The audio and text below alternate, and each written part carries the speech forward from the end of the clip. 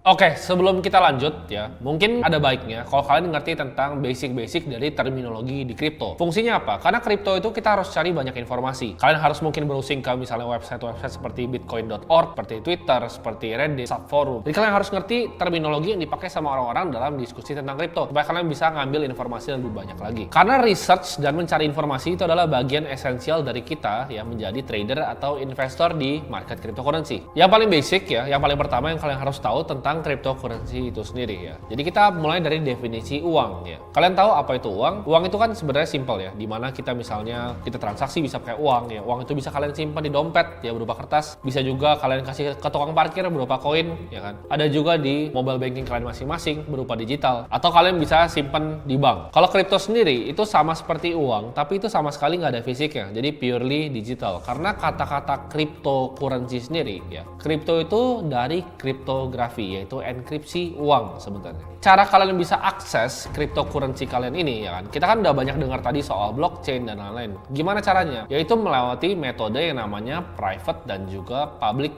key. Nah, di sini gue mau contohin sederhana ya. Jadi kalau misalnya kalian mau storing cryptocurrency, mau simpan cryptocurrency itu bisa berbagai macam. Ada yang sifatnya hot wallet, ya kan? Ada juga yang cold wallet. Kalian bisa pakai Ledger, bisa pakai Trezor, ya kan? Tapi di sini gue mau contohin pakai Blue Wallet ya, untuk kita bisa bikin walletnya Bitcoin. Nah, di sini gue mau langsung contohin ya tentang gimana caranya kita bisa pakai namanya wallet ya. Ini gue akan contohin pakai aplikasi yang namanya Blue Wallet. Jadi private key itu kalau misalnya gue definisikan sederhana ya. Private key itu adalah cara kalian bisa akses dana kalian ke dalam kripto. Simpel lagi nih. Kalau misalnya lu punya bank ya, anggap wallet ini tuh kayak bank lo. Untuk lu bisa ngelihat saldonya itu harus masukin PIN. Nah, PIN itu kan private. Itu buat kalian sendiri. Jadi PIN itu nggak boleh di-sharing sama orang siapapun ya. Dan bakal banyak yang coba untuk nipu kalian untuk dapat PIN ATM kalian. Jadi private key ini harus kalian simpan baik-baik. Ini gue akan kasih contoh untuk bikin wallet di Blue Wallet ya. Jadi ini untuk yang Bitcoin only. Kalau kalian di luar Bitcoin, kalian bisa pakai misalnya yang Trust Wallet dan lain-lain. Kalian juga bisa pakai wallet yang ibaratnya cold storage kayak Ledger dan juga Trezor. Tapi ini gue akan contohin yang paling gampang, kalian nggak usah beli ya. Kalian tinggal download aplikasinya dan ini aman. Ini non-custodial wallet, ada di App Store dan Play Store. Dan gratis juga ya. Jadi kalian tinggal di sini pencet add wallet. Di sini ada tiga kan, ada Bitcoin, Lightning, ada Vault ya. Jadi gue akan coba pakai Bitcoin wallet. Jadi kita akan bikin wallet pertama kita. Di sini kita pencet create. Ini walletnya gue nggak akan pakai. Kenapa? Karena private key-nya kalian udah tahu ya. Private key-nya kalian udah tahu. Jadi private key itu adalah 12 kata yang biasa dikasih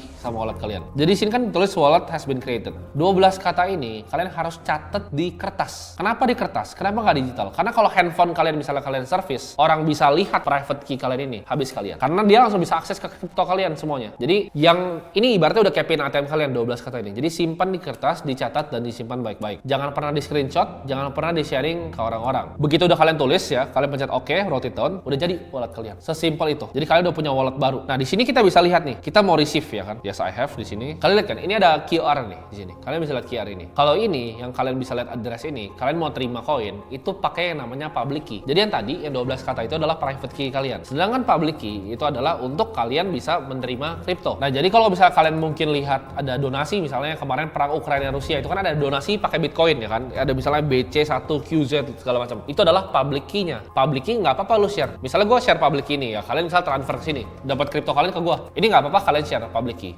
Tapi private key kalian simpan untuk diri kalian sendiri. Ibaratnya public key itu kayak rekening kalian ya.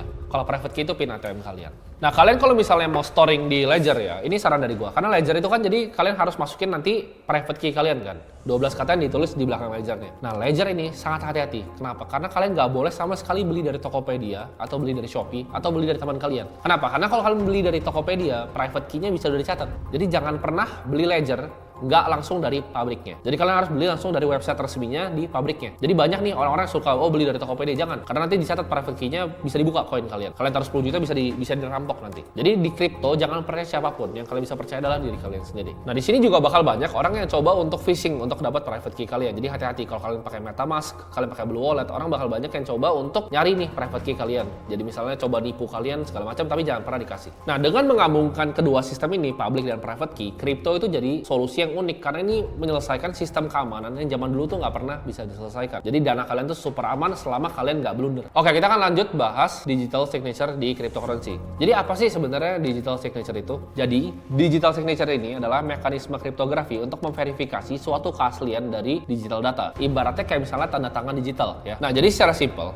digital signature ini sebenarnya itu kayak codingan yang melekat ke suatu dokumen. Nah, fungsinya sebenarnya apa? Setelah nanti itu codingannya di-generate ya, ini jadi bukti verifikasi bahwa dari antara pengirim ke penerima, dokumen ini di tengah itu nggak pernah diotak-atik. Nah, salah satu elemen utama dari digital signature ini adalah hash functions. Nah, proses hashing sendiri ini adalah simple ya sebenarnya.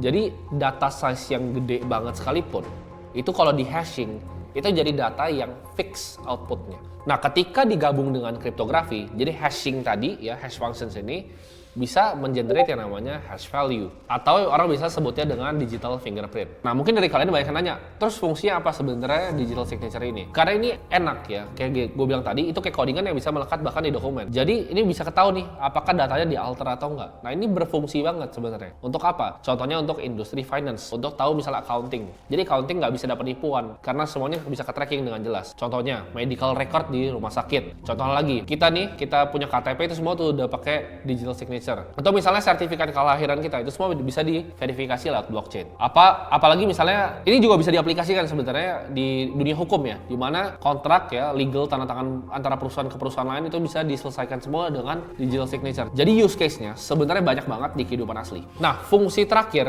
dari digital signature ini adalah di cryptocurrency sendiri. Jadi kalian bisa verifikasi tuh antara dananya itu bener atau enggak ya, ada di mana, alamatnya di mana. Itu adalah fungsi dari digital signature digabung dengan hash functions. Jadi kalian bisa tahu tuh dana kalian ada atau enggak selama private key kalian nggak dicolong orang.